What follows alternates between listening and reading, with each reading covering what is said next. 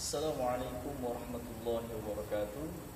Alhamdulillahirabbil alamin. Segala puji bagi Allah kita ucapkan kepadanya. Salat serta salam marilah kita hadiahkan kepada baginda Nabi besar Muhammad sallallahu alaihi wasallam. Insyaallah dalam kesempatan kali ini saya akan menjelaskan lebih ringkas tentang tafsir Al-Azhar, yaitu salah satu karya daripada Buya Hamka, yaitu seorang tokoh Islam Indonesia yang juga pemimpin, pujangga, pengarang, sejarawan dan pendidik yang begitu berjasa bagi perkembangan khazanah keilmuan yang ada di Indonesia, khususnya dalam dunia Islam yang juga ada di Indonesia. Tafsirnya yang berjudul Al-Azhar ini merupakan sebuah karya yang sangat monumental di antara banyak dari karya-karyanya, dengan keindahan bahasa Melayu yang disajikan berdasarkan konteks kemasyarakatan pada masanya. Teknik bahasa yang digunakan dalam mengembangkan tafsirnya pun begitu beragam dan merupakan corak bahasa yang digunakan dalam kehidupan kita sehari-hari, sehingga relatif mudah bagi pembacanya yang mayoritas masyarakat atau warga daripada Indonesia dalam memahami tafsirnya. Kemudian juga memudahkan dalam membaca makna-makna yang terkandung dalam Al-Quran. Berikut pendahuluan daripada video ini. InsyaAllah penjelasan-penjelasan poin-poin daripada tafsir Al-Azhar kemudian akan disajikan di video selanjutnya. Terima kasih. Bismillah, di video kali ini kita akan membahas tentang biografi dari Buya Hamka. Hamka sendiri nama pendek daripada kepanjangan Haji Abdul Malik bin Karim Amrullah, yaitu sebutan nama Buya Hamka pada masa itu.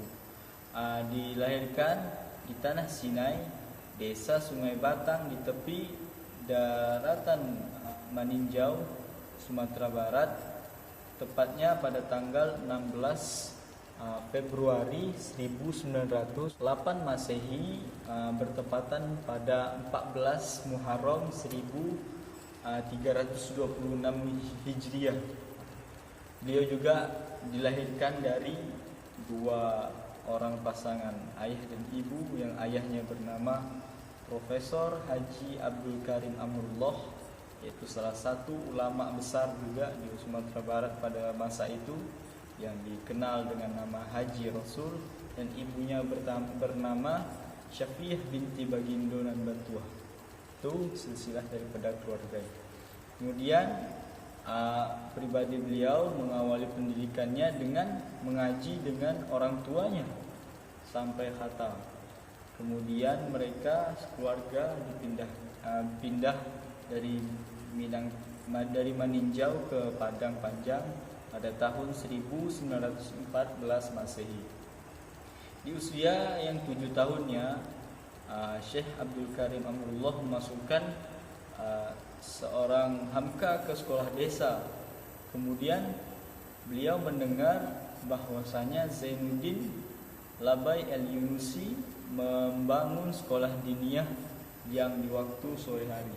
Beliau juga memasukkannya ke sekolah tersebut. Jadi kegiatan pembelajaran daripada Buya Hamka, di pagi hari dia sekolah desa dan di sore hari dia sekolah diniyah. Itu kegiatan kecil seorang Hamka. Kemudian menginjak usia 10 tahun, ia dipindahkan ayahnya ke sekolah Tawalib School, yang pada saat itu juga Buya Hamka tidak betah dikarenakan sistem yang ia tidak sukai.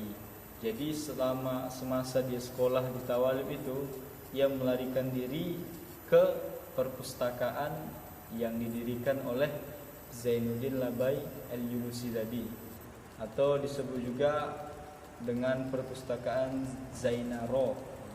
Itu tempat pelarian beliau selama pembelajaran. Jadi beliau banyak membaca cerita-cerita dari kalangan ulama, yang itu menambah edukasi beliau.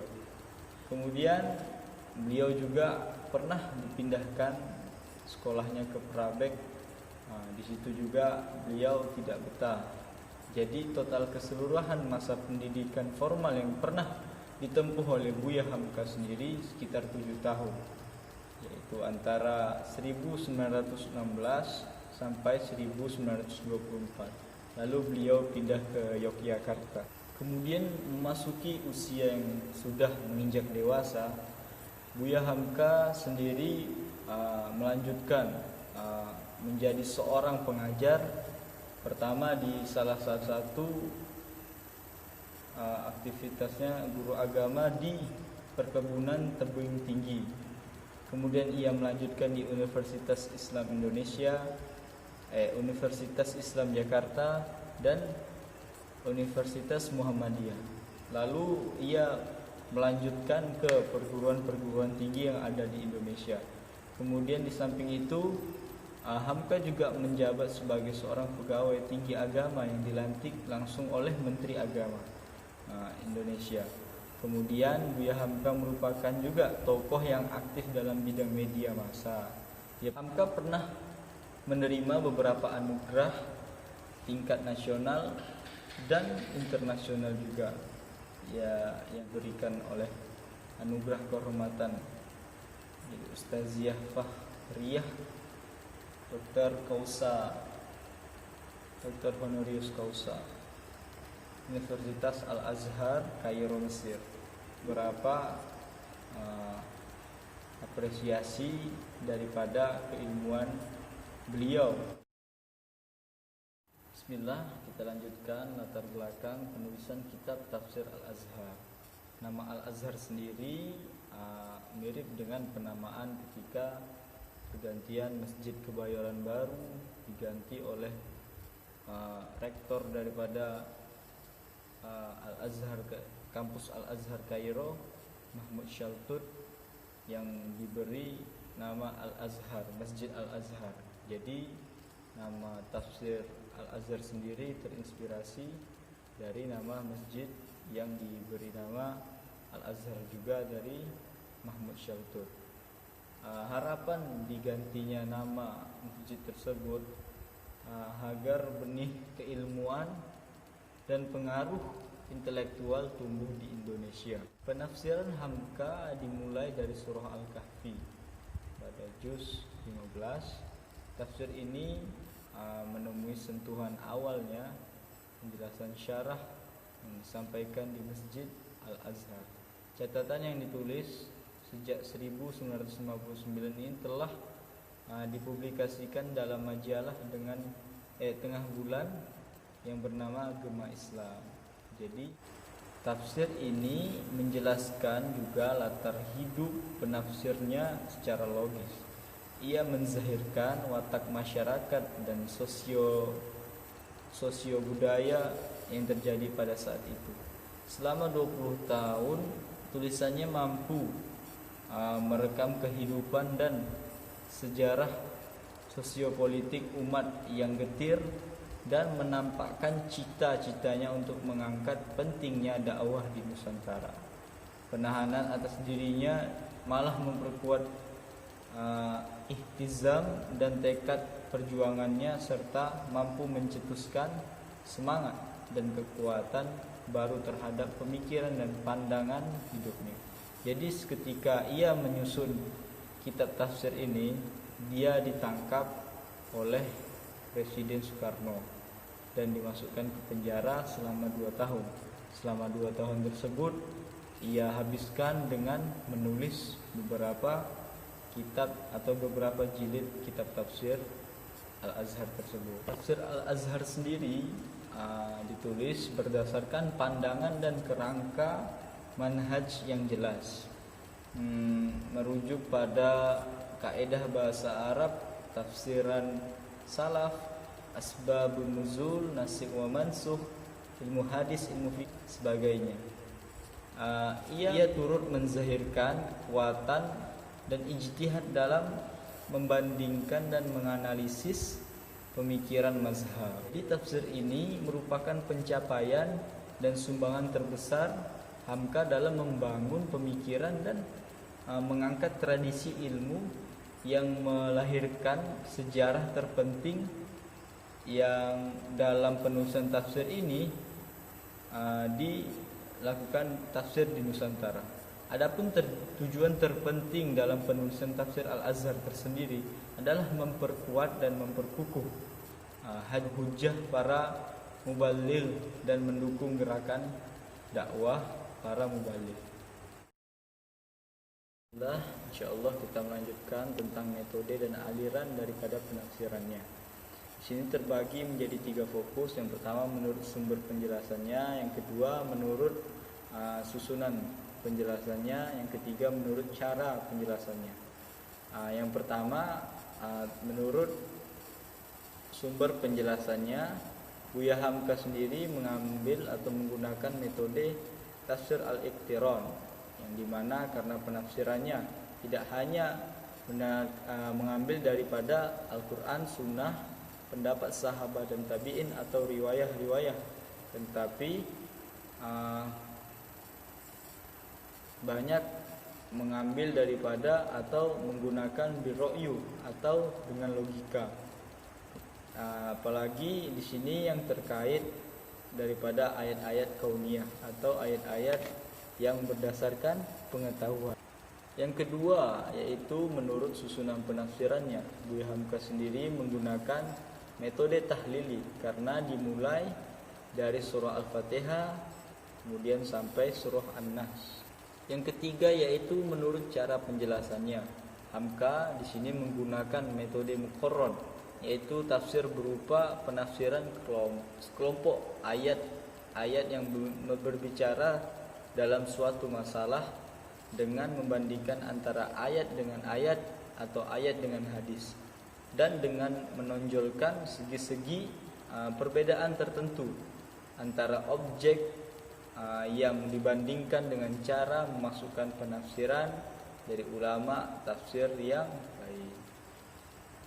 Kemudian masuk corak penafsiran. Di sini corak penafsirannya yang mendominasi dalam penafsiran Buya Hamka sendiri adalah al-adabi wal ijtimai, yang nampak terlihat dari latar belakang seorang Buya Hamka, yaitu seorang sastrawan, sehingga ia berupaya agar menafsirkan ayat dengan bahasa yang dipahami semua golongan dan bukan hanya di tingkat akademisi atau ulama saja. Di samping itu, ia juga memberikan penjelasan berdasarkan kondisi sosial yang sedang berlangsung dalam pemerintahan Orde Lama dan situasi politik pada waktu itu. Dia menyesuaikan keadaan. Jadi kemudian masuk ke pembahasan selanjutnya tentang contoh penafsiran daripada tafsir Al-Azhar. Di sini terbagi menjadi 5 poin. Yang pertama, penafsiran antara Al-Quran dengan Al-Quran. Kemudian yang kedua, Al-Quran dengan hadis. Yang ketiga, Al-Quran dengan qaul sahabat dan tabi'in. Keempat, Al-Quran dengan riwayah dari kitab Tafsir Al-Mu'tabarah. Yang kelima, Al-Quran dengan ro'yu atau logika atau dari pendapat sendiri. Kita mengambil bagian yang C atau bagian ketiga, penafsiran atau contoh Al-Quran dengan qaul sahabah atau tabi'in. Terdapat pada surah Al-Fatihah ayat 6, ihdinas siratal mustaqim, tunjukilah kami pada jalan yang lurus. Di sini Buya Hamka berpendapat seorang ulama yaitu Fudail bin Iyad. Ia mengatakan kalau yang dimaksud siratal mustaqim adalah jalan pergi naik haji, yakni menunaikan haji sebagai rukun Islam yang kelima dengan keinsafan atau keseriusan, dengan kesadaran sehingga mencapai haji yang mabrur. Bismillah, kita masuk penjelasan atau komentar tentang tafsir Al-Azhar. Sebelumnya kita sangat terkagum dengan seorang Buya Hamka yang tidak pernah menuntut ilmu hingga ke Timur Tengah atau keluar kota, tetapi mampu untuk menyusun sebuah tafsir, sebuah kitab tafsir yang standar dengan tafsir-tafsir yang ada di dunia. Kemudian di sini ada dua pendapat daripada atau komentar dari ulama. Yang pertama, Abu Syakirin menegaskan itu tafsir Al-Azhar merupakan karya Hamka yang memperlihatkan keluasan pengetahuan dan hampir mencakupi semua disiplin ilmu pengetahuan atau semua ilmu penuh dengan informasi. Jadi ada kelengkapan tersendiri.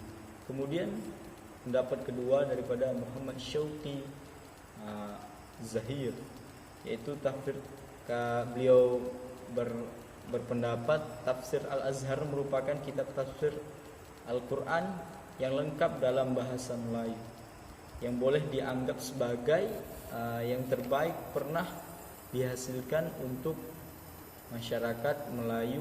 Kemudian kelebihan daripada kitab ini, yang pertama membahas tentang atau disuguhkannya kita di awal-awal pembahasan tentang nuzulul Quran, Maki Madani, haluan tafsir, dan sejarah tafsir Hijazul Quran. Jadi pembahasan awal tentang seputar ulumul Quran. Yang kedua, ini berbahasa Melayu dan berbahasa Indonesia.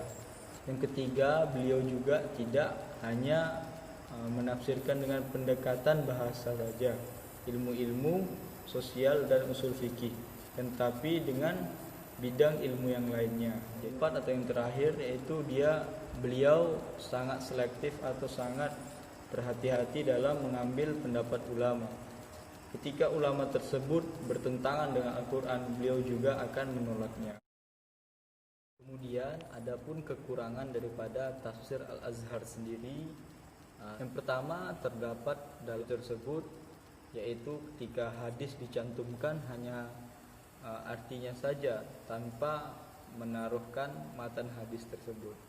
Kemudian yang kedua, yaitu bahasa yang dicantumkan di dalam kitab ini masih bercampur dengan bahasa Indonesia asli dan bahasa Melayu, tidak merujuk pada bahasa kalimat EYD. Itu daripada kelemahan dari kitab tafsir Al-Azhar sendiri.